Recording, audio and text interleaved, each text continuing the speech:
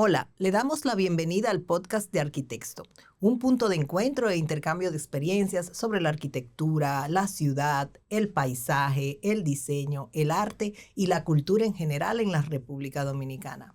Yo soy Carmen Ortega González y junto con Michelle Valdés vamos a tener hoy una conversación muy interesante con la arquitecta Maciel Mejía. Bienvenida. Hola. Pues para los que no conocen a Maciel, Maciel es una arquitecta formada en la Universidad Iberoamericana UNIBE, con un posgrado en gestión de espacios verdes de la Universidad Politécnica de Cataluña y un máster en arquitectura del paisaje por la ETSAP de Barcelona. Es fundadora y copropietaria de Maciel Mejía Arquitectura del Paisaje. Es una firma consultora que desde el 2010 pues, se dedica al diseño, planificación, supervisión y gestión de proyectos de arquitectura del paisaje en toda la República Dominicana. Maciel la podemos encontrar desde la montaña hasta la playa y la ciudad. Entonces, su trayectoria en todo el territorio nacional, como hemos dicho, pues la posiciona como una experta del paisaje. Así que agradecemos mucho tu presencia hoy con nosotros y vamos a hablar un poquito sobre este proyecto tan importante que es el Cristo Park. Yo estoy muy agradecida y honrada a la vez de estar aquí con ustedes.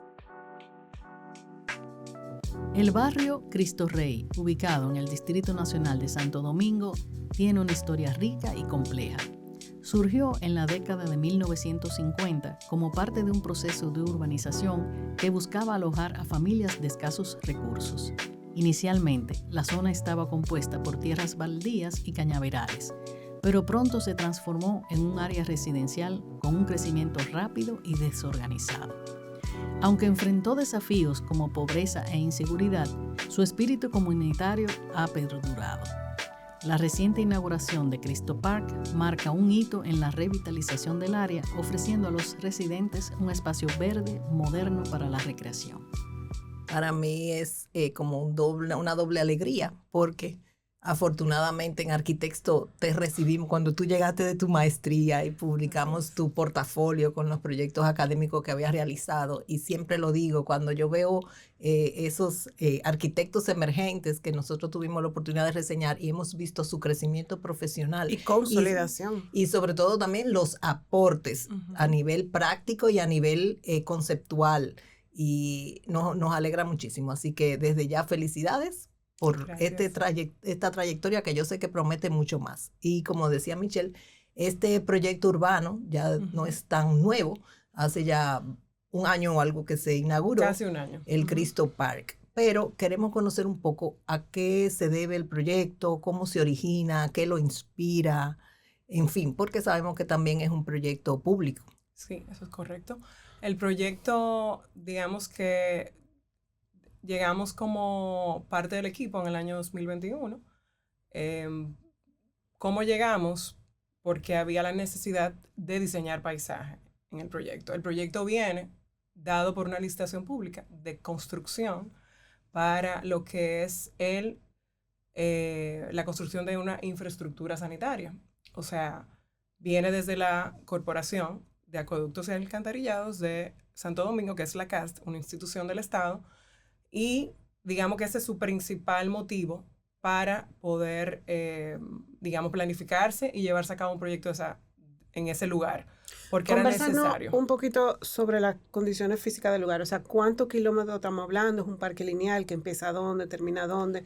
¿Cuáles son un poco las zonas a las que beneficia? Entonces, continuando un poco con lo que les decía, de que viene primero de resolver un tema pluvial, de aguas pluviales, porque esa es la competencia de la institución, que pasa por voluntad política, digamos, y desde la dirección viene la idea de adicionar a esto, al proyecto, un espacio público, porque la construcción de esa nueva infraestructura que iba, digamos, a donde iban a desaguar esas aguas pluviales, iba a ser soterrada.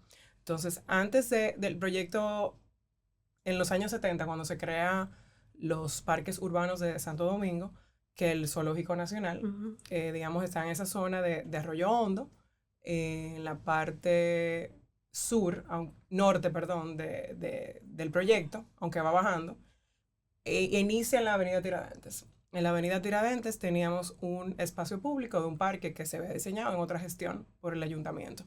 Digamos que desde el proyecto de Cristo Park enlaza e integra este proyecto que ya existía con el otro pulmón de los pulmones de Santo Domingo, que es el Zoológico Nacional, que también es un parque.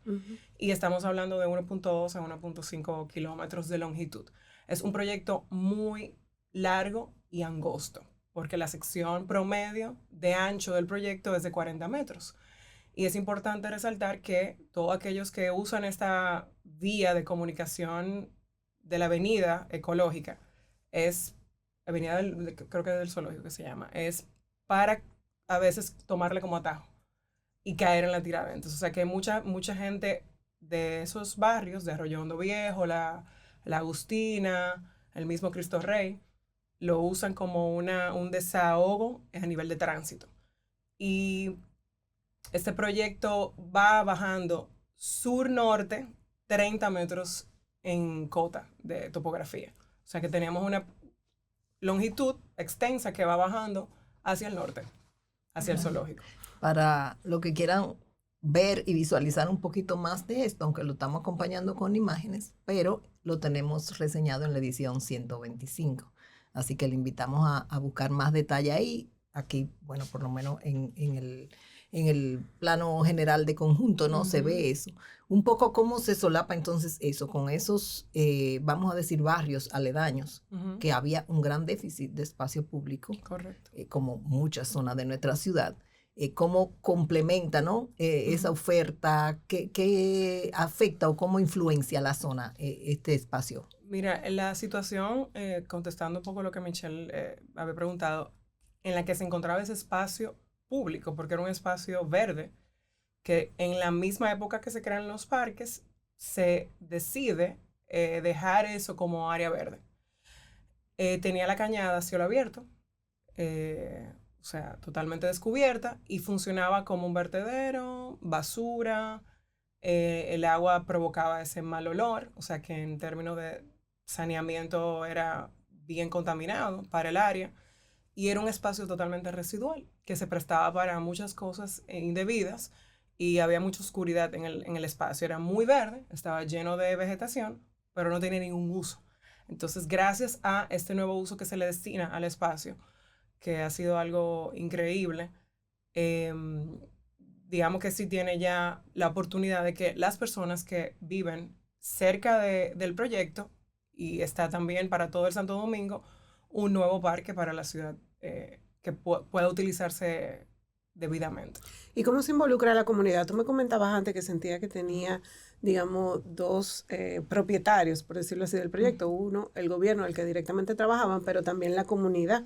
Entonces, ¿cómo la comunidad se involucra en el proyecto? Mira, el programa inicia con, o sea, el parque, digamos que tiene un programa destinado desde sus inicios, pero cuando llega a nuestras manos también ayudamos a que todo ese programa se diseñe de la manera más eficiente posible, porque tú sabes que todos los proyectos que vienen en licitaciones y se diseñan en una oficina que no tiene nada que ver con el diseño urbano ni de parques, sino más bien de la parte técnica de saneamiento, eso estaba totalmente resuelto a nivel de cálculos, de caudal, o sea, la parte de la cañada per se, de la construcción estaba con un diseño impecable, pero habían déficit, algunas debilidades en el diseño que vino y llegó a nuestras manos. Entonces, digamos que una vez entendimos que tenía muchas oportunidades de mejora, o sea, nos dispusimos obviamente a hacer todo el proceso que conlleva un diseño de un espacio de este estilo, que es mucho análisis, es mucho entendimiento del comportamiento actual de esa comunidad, cuáles son las cosas que necesita la comunidad, porque es, digamos, el usuario y el cliente final al que va a destinarse el proyecto, independientemente de las peticiones que venían ya desde la dirección de la institución, que eran muy, muy precisas y muy específicas. Yo creo que este programa fue creciendo a medida que fuimos entendiendo lo que la comunidad de los barrios necesitaba. Y el proceso de la implementación, la comunidad siempre estuvo alerta y percibiendo todo lo que se estaba haciendo. Entendían que iba a ser algo que iba a mejorar su vida, esa calidad de vida que necesitaban. Y ya, bueno, pues los resultados más adelante, si tú quieres, podemos... Y hablando de ese programa de uso, ¿no? Del parque, ¿qué zonas, cómo se establecieron, cuáles contiene, qué tipo de usos se previeron o se crearon instalaciones para satisfacerla? Sí, nosotros contábamos con un listado de áreas a cumplir, ¿verdad? Como necesidad, que es decir, áreas recreativas, gimnasios, parques infantiles y áreas deportivas. Incluso un anfiteatro. O sea, había una lista de peticiones y nosotros decíamos, ok, ¿dónde vamos a ubicar todas estas cosas? Para que tenga sentido, por eso que el análisis, insistimos, es sumamente importante, porque en esos análisis no solamente se analiza la comunidad y su comportamiento y el uso de suelo existente, de dónde estaban la parte de residencias, comerciales, colmados. Tú sabes que la actividad es muy diversa en esa zona. Entonces, hicimos análisis de otros tipos, a nivel topográfico y a nivel de vegetación existente. Cuando se analiza la topografía, nos damos cuenta de que esa morfología de la cual dotaba el lugar era muy interesante y era muy accidentada. Entonces, digamos que esa topografía existente ya nos daba una lectura de cuáles áreas se mantenían como llanas, o sea, que ya estaban como plataformas de como mucho 10% de pendiente, y luego habían otras que llegaban al 60% de pendiente. O sea, que teníamos ahí una estructura como en forma de cañón, digamos.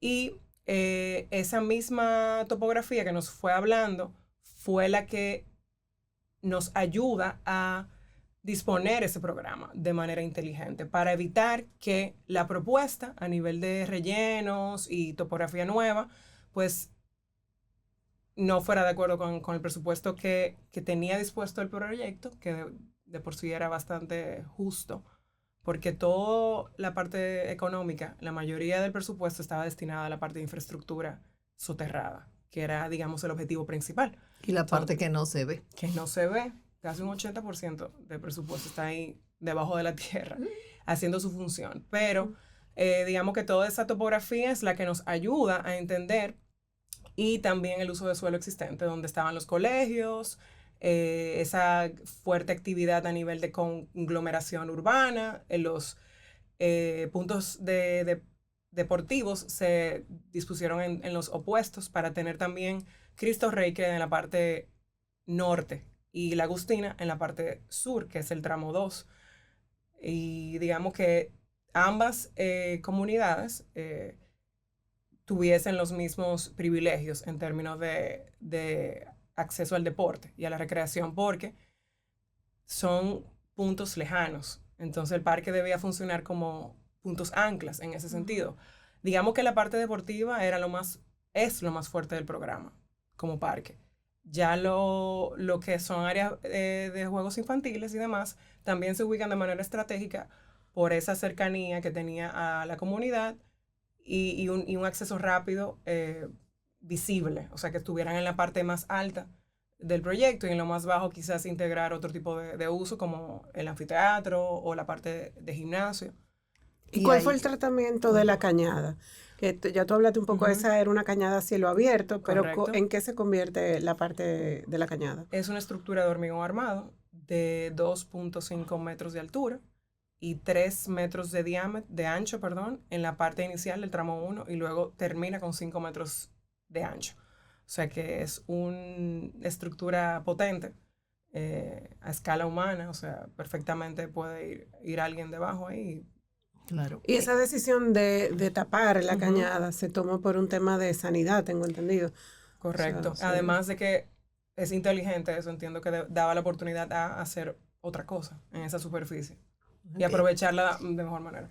Para completar la idea del programa, también hay estacionamientos que nunca se consideran. A veces vemos parque y, ¿cómo yo llego? ¿Dónde cerca, sobre todo de avenidas que tienen mucha circulación vehicular? Gracias por mencionar esa parte, Carmen. Sabes que ese es nuestro punto débil claro. en la ciudad por ese flujo tan grande que tenemos vehicular. Y la propuesta inicial tenía una gran extensión, parte de la superficie del proyecto dedicada a parqueos. O sea, yo no te puedo explicar más de 1,000 metros cuadrados de parqueo, concentrados en un solo punto debajo del puente. Yo lo recuerdo perfectamente. Y cuando yo veo eso, yo digo, yo no me puedo imaginar esa masa de superficie dura debajo de un puente cuando yo veo, uno que ya conoce referentes internacionales, de que los puentes son artefactos que lo pueden convertir en arte y siempre hay algo chulo debajo de eso. ¿Cómo vamos a desperdiciar ese espacio en parqueos? Entonces, lo que hicimos fue analizar un poco esa cantidad de parqueos que se iba a necesitar y tratar de nuevamente utilizar esas plataformas que ya existían, que tenían acceso inmediato para, digamos, dividir ese gran total en varios puntos que se intercalaran en los dos sentidos, este-oeste, apoyándonos de los parqueos en las calles también, porque esas avenidas tienen un sobreancho. Habían puntos de 8 a 9 metros de ancho de 2 carriles, entonces entendíamos que había oportunidad también para parquearse en la calle y los parqueos del proyecto fueran mínimos, creando marginales para que no afectara también el flujo vehicular y arbolar esos parqueos de manera correcta como parte integral de la vegetación del proyecto. O sea, que se sintieran al final, en el tiempo, cuando evolucionara, un poco parte de... Y ya que tú empiezas a mencionar el arbolado, ¿cómo fue todo ese tema con especies nativas, endémicas? ¿Cómo fue el tratamiento del paisaje? Mira, dentro del análisis que hicimos, que fue importante también entender cuál era el valor de la vegetación que había en ese lugar. Porque estábamos conscientes de que gran parte de ese arbolado, por la misma construcción, se iba a eliminar. Pero no obstante eso, decidimos hacer un inventario y un levantamiento de esos árboles que rondaban por los 600 y pico de unidades en el levantamiento. Se hizo ese reconocimiento y el diagnóstico final del arbolado existente es que más del 50% eran especies introducidas e invasivas, lo cual nos dejaba a nosotros con una carga más ligera de lo que era esa, ¿verdad? Remoción, digamos. Exacto, de que no íbamos a hacer tanto daño. Exactamente. Ya está circulando Arquitecto 124. Búscala en nuestros puntos de venta. Visita nuestra web o escríbenos al 809-732-7674. No obstante eso también, dentro de toda la estrategia del proyecto a nivel de la ejecución, intentamos lo mayor posible de lo que no fuera necesario tocar, como arbolado se preservara, siempre y cuando fueran nativas y endémicas. Entonces, claro, analizando la zona, que es un bosque húmedo, al cual pertenece Arroyo Hondo y esa zona de los barrios, entendíamos que esa paleta existente debía proponerse porque iba a estar totalmente conjugada con su entorno natural. Entonces, la selección fue basada y fundamentada en ese análisis, dándole prioridad a las especies de árboles endémicas y nativas, y también al estrato bajo de herbáceas y arbustivo. ¿Qué pasa? Hay una realidad a nivel de mercado en nuestro país donde, claro, una cosa es la teoría y toda esa lista de paleta propuesta de vegetación que tenemos siempre ahí con imágenes y nombres científicos y demás. Cuando llega el momento de implementarse, esa teoría y ese diseño, ¿dónde encontramos esas especies? Entonces tratamos de hacer el diseño para que, claro, cuando llegase ese momento de implementación, tuviésemos disponibilidad en el mercado de adquirir esos árboles con la altura promedio, ni muy jóvenes ni muy adultos, para poder implementar un arbolado que no tuviese tampoco que desarrollarse tanto.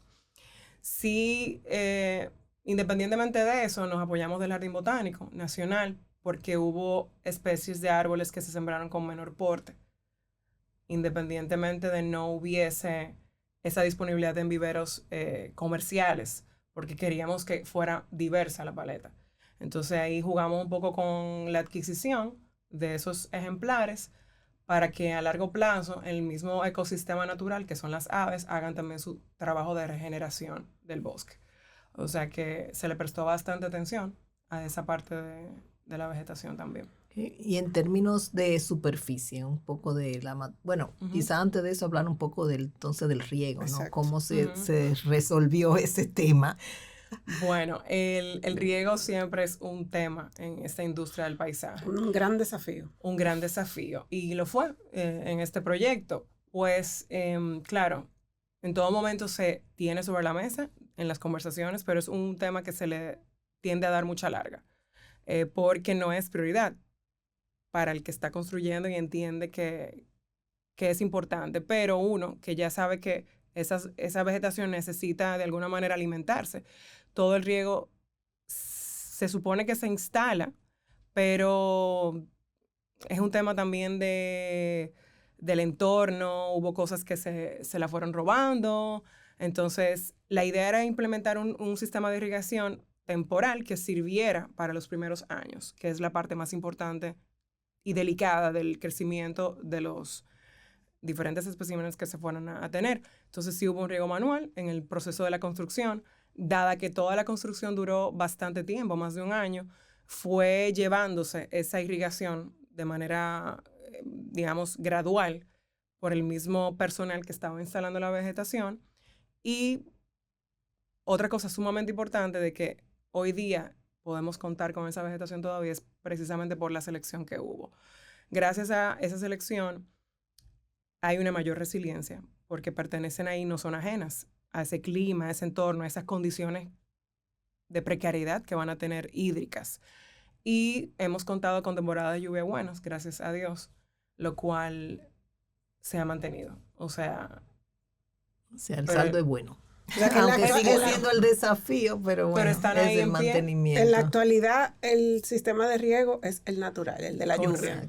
Entonces, ya la otra pregunta que había empezado, en términos de sendas, de las plazoletas, en términos de materialidad, ¿cómo se manejó eso, la permeabilidad del suelo que tanto se habla? Ok, el proyecto, digamos que lo constituye en un 50% de áreas blandas, superficies blandas, verdes, totalmente permeables.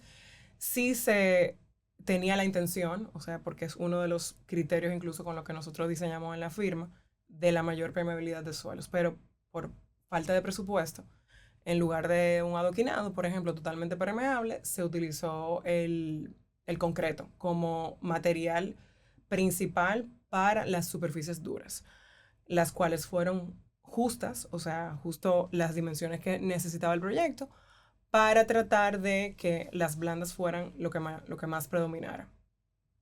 Y también entonces, con este tema que tú mencionas, el tema de la topografía, o sea, yo sé que ustedes aprovecharon para ampliar algunas aceras. Correcto.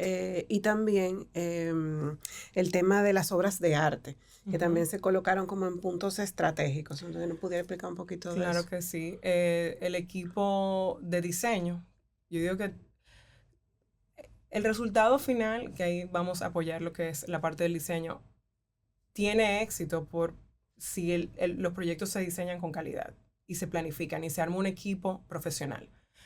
Porque hay varios actores. Está el usuario final, está el que implementa esa idea, que es el constructor, que también debo decir que el resultado se debe también a una buena ejecución. O sea, había un contratista constructor con mucha calidad profesional, o sea que también eso influye bastante.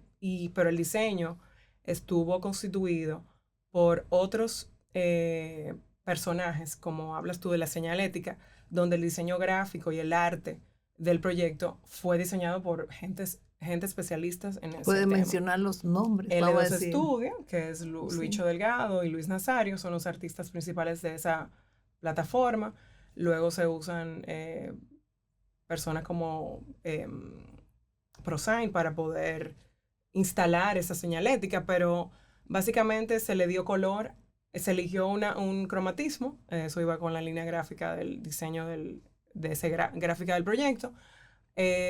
Algo que se adicionó fue la pintura del contexto de las casas para darle un poco de vida y que esa misma paleta fuese utilizada para las canchas deportivas, para tratar de implementarle color también a algunas de las piezas arquitectónicas que estaban dispuestas en el proyecto. Y también vino la idea de ellos de poder señalizar el programa del proyecto con estos monolitos, con una técnica de mosaico. Y obviamente ese arte fue diseñado por ellos y quedó para mí El contratista Perfecto. general de la obra, Wright Construction, nuestros exacto. amigos de Wright.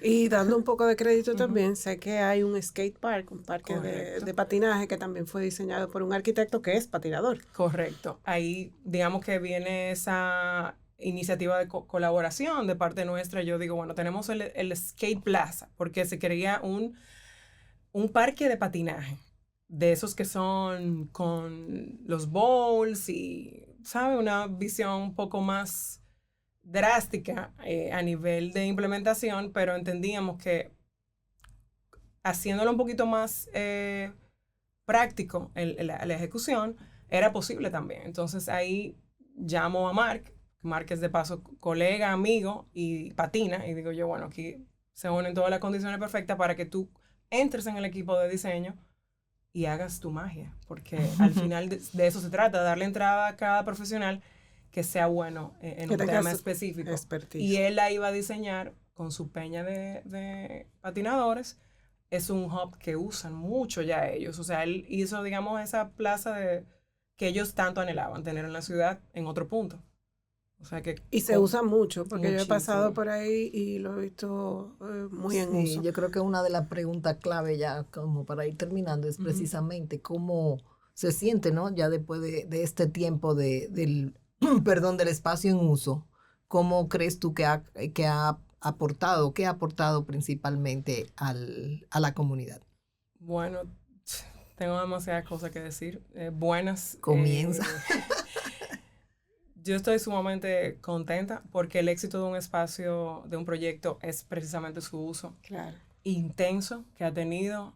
Me encanta ir recurrentemente. O sea, yo lo utilizo el proyecto, debo decir, porque aparte todo ese programa cuenta con un sendero peatonal interno, aparte de la ampliación de aceras que se le integra también al corque arbolado, y esa ampliación de aceras se integra a algunas plazas también a nivel de calle, o sea que tiene más ampliación de acera en algunos puntos, y también consta con una ciclovía, que fue algo que no mencionamos al inicio. Esta ciclovía se decide, digamos, diseñar en el mismo eje que tenía la cañada, por un tema de evitar alto relleno y poder utilizar la vegetación que cobija a ese recorrido de árboles en la parte ya que tenía terreno para poder desarrollarse sus raíces. Pero la comunidad, obviamente, la parte de la ciclovía se usa con doble sentido, o sea, en el sentido peatonal también, porque no tenemos, digamos, esa educación o cultura. Las áreas deportivas están usándose al 100%. Yo converso mucho con los niños de Cristo Rey, le pregunto que de dónde son, para un poco entender si son de allí o vienen de otros puntos de la ciudad. La mayoría de ellos son de Cristo Rey. Montando bicicleta, ellos usan mucho también la parte de patinaje para las BMX, o sea, como calibrando y disfrutando siendo niños, y no tenían un espacio así, porque me lo han dicho. Yo, pero ¿dónde ustedes hacían esto? ¿No? Que no teníamos dónde montar. Y la verdad que sí ahora tienen ese espacio que los aleja también de las malas actividades. Entendemos que el punto y el objetivo de tener espacios públicos en las ciudades es que justamente hace más resilientes las comunidades, te alejan lo más posible de la delincuencia, porque luego del colegio ellos van y juegan y hacen sus deportes y tienen espacio. También la comunidad usa los gimnasios, todo está en uso, o sea, es algo... Y es una buenísimo. zona segura también porque se le ha dotado de iluminación nocturna. Correcto. Entonces también es un punto de encuentro de la comunidad, o sea que es multifuncional, digamos. Correcto. Y dependiendo de la hora del día, pues los diferentes usos. Temprano en la mañana uno ve la gente caminando, haciendo Exacto. deporte, ejercicio. Se usa más desde las 4 de la tarde en adelante, y los fines de semana está lleno de gente. La plazoleta con la gente ahí haciendo uso, jugando dominó, bebiendo su cerveza, o sea, yo haciendo el coro. Es un gran aporte bueno. a la comunidad como inmediata, pero también tiene una repercusión importante en términos de ciudad. Claro que ¿verdad? sí. Sí. Entendemos que es una pieza que ha cobrado vida, que estaba ahí como un punto verde dentro de ese % de áreas verdes del Distrito Nacional, sobre todo. Y es súper interesante ver cómo suma ya a esa dinámica urbana, a nivel de parque, entendíamos que necesitábamos esto. Y la idea es que se siga repitiendo este modelo en otros puntos del Distrito Nacional principalmente. Y yo creo que a nivel ambiental también tiene su función que de alguna manera se comunica a nivel de ecosistema con los otros puntos que ya de por sí tenían vida a nivel de arbolado y de la fauna también, que es importante. Claro. Yo pienso que como iniciativa también pública es un gran ejemplo, porque vemos como una oportunidad, o sea, desde cuándo estamos yendo a hablar de mejoramiento de cañadas en toda la ciudad, no solamente en Santo Domingo, ¿no? En las principales ciudades, y ver cómo se une, ¿no? O cómo surge esa iniciativa de aprovechar esos recursos para también darle a la comunidad no solamente la solución a un problema sanitario, sino a un problema, a un requerimiento, mejor dicho, de recreación, de ejercicio, en fin, y un poquito caminar hacia esa ciudad verde que estamos queriendo hace tiempo, ese mejor Santo Domingo que tanto abogamos. Yo creo que también es importante que entendamos, obviamente los espacios públicos y todos los proyectos de ciudad vienen mayormente del Estado. Entonces, la voluntad política, siempre lo hemos dicho, es importantísima, porque los recursos están ahí, tanto humanos, profesional, como económicos. Es un tema de disposición, de la voluntad, de que el deseo de que se hagan de gestión, las cosas. Y saber cómo se invierten los recursos, porque fue con el mismo presupuesto, prácticamente. Entonces, antes de terminar, Maciel, ¿dónde te pueden encontrar nuestro público? Principalmente en las redes sociales, Instagram, @map.rd, con .m, correcto. Y la página web es macielmejia.com, que está en evolución para poder comunicar todo este tipo de proyectos de ahí también. Pues nosotros felices de haberte tenido acá con esta conversación. Felicitarte de nuevo por este proyecto, esta nueva obra, que hayan muchos más. Ya seguiremos nosotros. Seguiremos tu rastro. Todavía, un gran aporte, claro que felicidades, un gran aporte. Así que ya a todos ustedes, muchísimas gracias por llegar con nosotros hasta este punto, y los esperamos en un nuevo episodio de Arquitecto Podcast, recordándoles que es en Arquitecto 124, que creo que me equivoqué al principio y dije Arquitecto 125, pero es que ya esa también está en el tintero. Así que muchísimas gracias. 38 años de Arquitecto tiene beneficios. Maciel Mejía es una arquitecta paisajista dominicana, apasionada por la botánica y la biología vegetal, y entusiasta de las artes y la fotografía. En mayo de 2015 presentó Naturae, en la tercera edición de la exposición Recicla 360 en Galería 360, Santo Domingo. Este innovador proyecto transformó troncos de madera secos en microjardines y esculturas, fusionando arte y reciclaje. Inspirada en la naturaleza en descomposición, Mejía convirtió residuos orgánicos en paisajes vivos, utilizando troncos como recipientes para suculentas. La exhibición destacó por su enfoque en la sostenibilidad y la belleza del reciclaje. Visita nuestro sitio web arquitecto.com, únete a nuestra comunidad en las redes sociales Arquitecto RD, suscríbete al canal de YouTube, danos un me gusta o déjanos un comentario.